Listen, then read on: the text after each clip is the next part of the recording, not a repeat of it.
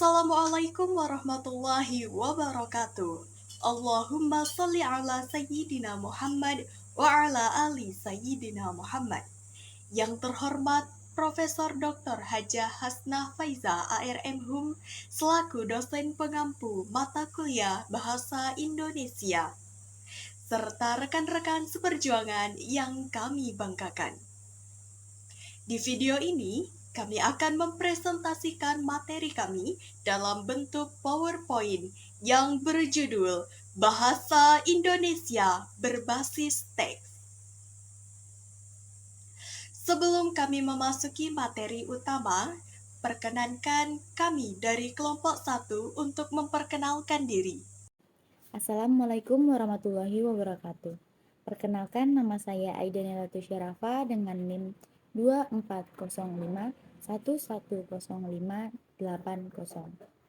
Di sini saya akan membahas materi tentang berbasis teks.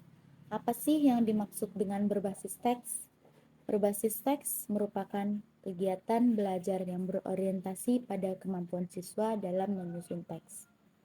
Manusia ialah makhluk sosial yang tentunya saling berkomunikasi satu sama lain. Oleh karena itu, pentingnya kita mempelajari bahasa yang baik dan benar. Assalamualaikum warahmatullahi wabarakatuh. Perkenalkan, saya Claudia Valda Roza dengan NIM 2405110644. Pembelajaran berbasis teks. Apa sih yang dimaksud dengan pembelajaran bahasa Indonesia berbasis teks? Pembelajaran bahasa Indonesia berbasis teks ialah pembelajaran yang menekankan pada penggunaan teks sebagai bahan utama dalam proses belajar maupun mengajar. Hal ini bertujuan untuk mengembangkan berbahasa siswa baik secara lisan maupun secara tulisan. Pembelajaran berbasis teks disebut juga sebagai pembelajaran berbasis genre. Secara luas, pengertian dari genre yaitu proses sosial yang berorientasi kepada tujuan yang dicapai secara bertahap. Genre adalah proses sosial dan genre dikatakan bertahap karena untuk mencapai suatu tujuannya, teks disusun dalam tahapan-tahapan. Assalamualaikum warahmatullahi wabarakatuh. Perkenalkan, nama saya Akla Nabila dengan NIM 2405110732. Di sini saya akan menjelaskan tentang jenis-jenis teks. Jenis-jenis teks dapat juga diartikan dengan genre atau genre dalam artian sempit dapat diartikan jenis teks. Jenis teks atau genre dapat juga dijelaskan dalam sudut pandang makro dan mikro. Genre sebagai jenis teks dapat terbagi menjadi dua, yaitu genre faktual dan genre fiksional. Genre faktual ialah jenis teks dibuat berdasarkan peristiwa atau keadaan yang benar-benar terjadi. Sedangkan genre fiksional ialah jenis teks dibuat berdasarkan imajinasi atau khayalan.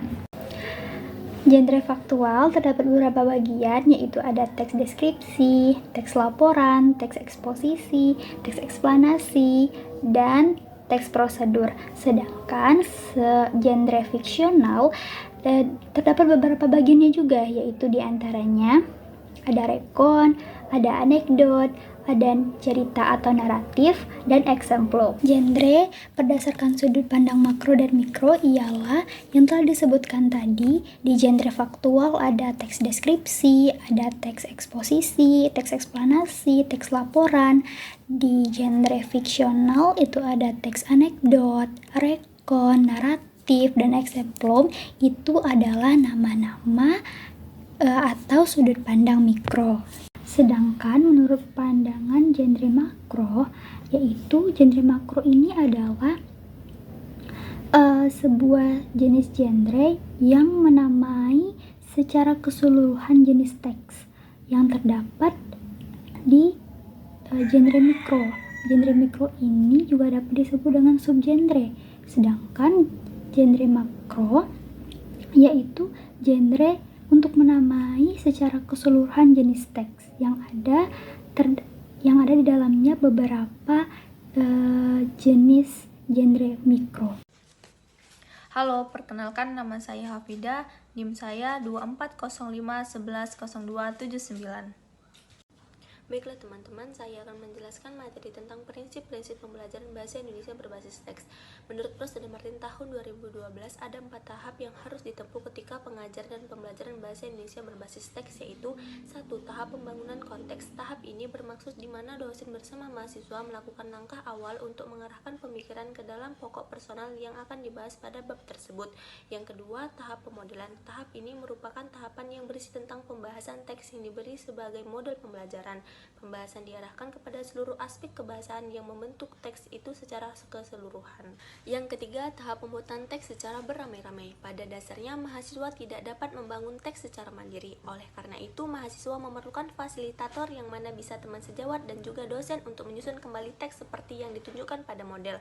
Tugas-tugas yang diberikan berupa semua aspek kebahasaan yang sesuai dengan ciri-ciri dan dituntut pada jenis teks yang dimaksud. Lalu yang terakhir yaitu tahap pembuatan teks secara mandiri.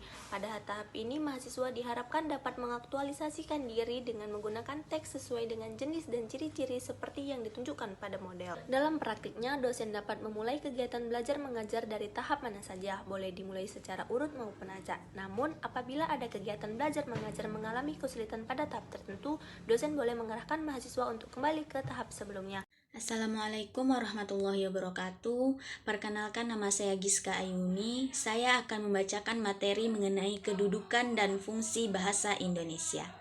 Dalam negara Indonesia ini, kedudukan bahasa Indonesia berkedudukan sebagai bahasa resmi negara dan nasional Indonesia. Kedudukannya sebagai bahasa resmi dan nasional berfungsi sebagai pemersatu berbagai jenis suku, ras, dan sebagai sarana komunikasi antar daerah dan antar budaya daerah. Dalam kedudukannya sebagai bahasa resmi negara Indonesia, bahasa Indonesia juga berfungsi sebagai bahasa resmi kenegaraan, bahasa resmi media massa, bahasa resmi sebagai pengantar pendidikan, bahasa resmi komunikasi nasional, juga sebagai bahasa pengembangan sistem teknologi, informasi, dan pengetahuan. Dengan kedudukan yang seperti itu, bahasa Indonesia berperan penting dalam proses kemajuan bagi bangsa Indonesia. Assalamualaikum warahmatullahi wabarakatuh. Perkenalkan, saya Hidayatul Hasanah dengan NIM 2405110737. Struktur teks. Struktur teks adalah bagian-bagian yang berfungsi sebagai unsur pembentuk teks. Pada umumnya, teks terdiri dari 3 bagian. Pertama, bagian awal.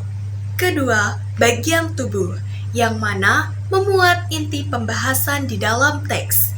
Dan yang ketiga adalah bagian akhir. Setiap bagian-bagian yang ada di dalam teks memiliki peran yang sangat penting. Namun, ada jenis teks yang tidak mengandung bagian awal atau akhir. Mengapa kita harus memahami struktur teks? Karena struktur teks dapat menjadi salah satu ciri setiap jenis teks. Tentunya, jenis teks yang satu akan berbeda dengan jenis teks yang lainnya dari segi struktur. Assalamualaikum warahmatullahi wabarakatuh. Perkenalkan, nama saya Bella Salsabila Siswoyo dengan nomor induk mahasiswa 2405110260. Di sini saya akan menjelaskan materi selanjutnya, yaitu bahasa Indonesia baku dan bahasa Indonesia tidak baku. Bahasa Indonesia baku ialah bahasa Indonesia yang sesuai dengan kaidah-kaidah KBBI dan EYD. Bahasa Indonesia baku juga merupakan pokok dari semua kosakata bahasa Indonesia. Bahasa Indonesia baku umumnya dapat diterima oleh semua pengguna bahasa Indonesia. Bahasa Indonesia baku juga sering digunakan dalam situasi formal maupun resmi. Bahasa Indonesia baku contohnya terdapat pada pidato, perundang-undangan, surat menyurat, dan lain sebagainya. Yang kedua, bahasa Indonesia tidak baku. Bahasa Indonesia tidak baku ialah bahasa Indonesia yang tidak sesuai dengan kaidah-kaidah EYD ataupun KBBI. Bahasa Indonesia tidak baku biasanya digunakan untuk komunikasi dengan teman, keluarga, ataupun kerabat. Bahasa Indonesia tidak baku muncul karena pertama, pengaruh dialek daerah. Keseringan kita menggunakan bahasa daerah memunculkan kata tidak baku. Yang kedua, kata serapan asing. Bahasa asing yang terdengar keren membuat kita tertarik untuk menggunakannya sehingga memunculkan kata-kata tidak baku. Yang ketiga, kebiasaan menggunakan kata yang salah dalam penulisan dan pengucapan. Contohnya, 8 merupakan kata tidak baku yang sering kita gunakan dalam berkomunikasi. Yang ketiga, pencampuran bahasa Indonesia daerah dan asing.